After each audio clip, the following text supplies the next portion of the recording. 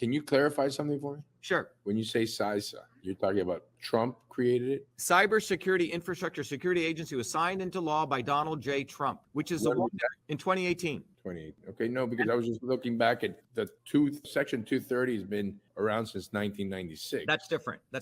Okay, we'll talk about that. We're talking about, you're going to find out shortly, the domestic censorship infrastructure, which we discovered in our lawsuit, was under the dictates of CISA, which was signed into law by Donald J. Trump and the Republicans. So again, the reason we're doing this thing today is because we don't want you guys to start thinking Elon Musk is your savior. He's not. You're going to find out he's actually a false god. But the CISA wasn't supposed to be used against American citizens. Exactly. But they created, you're going to find out, Carlos, they created this NGO middle layer to fill in the gap. Remember, so this was my lawsuit, which we got the big tiara, big victory in October 30th. I'm back on Twitter now, to everyone's understanding, from November 4th all the way to February 1. I'm tweeting away, right? And on February 1st, something interesting happens. I hold a because a lot of our people are saying, hey, Dr. Shiva, what's going on with your lawsuit? Remember, our lawsuit's still continuing. That was a PI. And so on February 1st, I once again shared those 4 emails where the Secretary of State had gloated. And I said, out of our lawsuit, we found out that the government has this portal. Okay. And right then, on February 1st, let me bring this up. When I do that, I am deplatformed. Again. On February 1st, 2021 at 9:40, and this is my suspended from Twitter. Up until that time, I had 19,744 tweets. Across those 19,744, spanning 9 years and 5 months, the only times I suspended was I mentioned the keyword Tassinari. Tassinari is a Secretary of State's lawyer who was the one who was gloating, we deleted, we don't have to, giving no reason why she deleted the ballot images. Does that make sense? So think about what I'm talking about here. I was deplatformed when I exposed the government, suspended, go into court. The judge is pissed off. He says, I can't believe this nonsense goes on. Then when I'm put back on, I'm tweeting about all. But on February 1st, when I once again shared those emails, bang, I'm deplatformed. And then is when the judge ordered Twitter into the courtroom. Up until then, it was me versus the government. Okay. And the judge says, you got to bring Twitter into this courtroom. And that was a hearing that was held on May. So this time it's me against 7 lawyers, the lawyers from the National Association of State Election Directors, from the Secretary of State, and 3 lawyers from Wilmer and Hale representing Twitter. And Carlos, you may just want to let people know how big Wilmer and Hale is. And it was a vice chairman at Wilmer and Hale. Yeah. Wilmer and Hale is no small, law firm. It is a huge law firm throughout the United States. Very, very powerful and politically very, very connected. Yeah. And the vice chairman of that. So on the night before May 24th, when my hearing's supposed to be, I have to go against 7 big lawyers, Harvard Law School people. I have no law school training. No lawyer again wanted to take this on. So when the night before the hearing, this entire thing of this Twitter portal, partner support portal, I couldn't find any information on it. Lo and behold, on the eve, it was 12 midnight, I found this document on a server in England written by the General Counsel of Twitter saying they had created this partner support portal to allow the government of England, which by the way has no regard for the First Amendment, to use that portal to surveil and censor British citizens. And I found out the same portal had been used in India, and it also been used in New Zealand and in Taiwan. And it was brought here under the aegis of the Belfer Institute at Harvard. And that institute had created playbooks on how they would surveil and censor U.S. citizens. And what they had done was, when I again put that tweet out, Carlos and Crystal, they had already put me on a blacklist. That's what we're saying here. So I was already on a blacklist from September 25th. So when I put that out again, bang, they had me taken down. And if anyone goes to winbackfreedom.com, by the way, this has been up there for 2 years, and Tucker Carlson, all these people we told about this didn't cover this. Everything's up here. So if you go to winbackfreedom.com, you can find this entire lawsuit.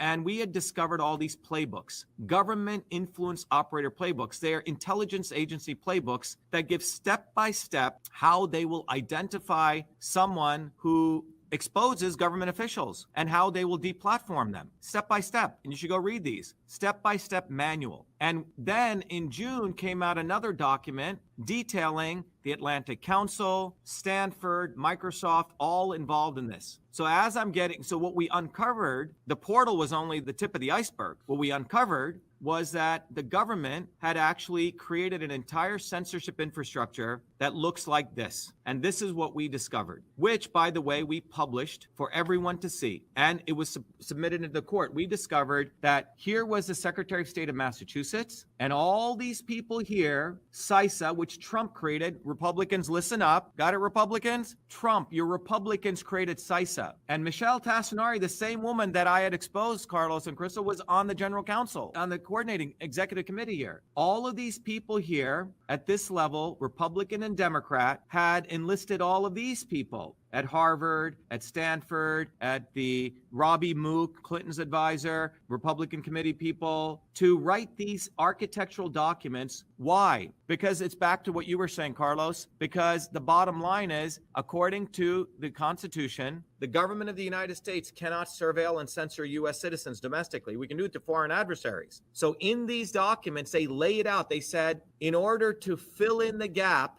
for us to surveil and censor U.S. citizens, we're going to create we need to have non-governmental agencies. So they would tell an NGO what to do, and they would use this portal infrastructure. So the government could say, oh, we didn't silence Dr. Shiva.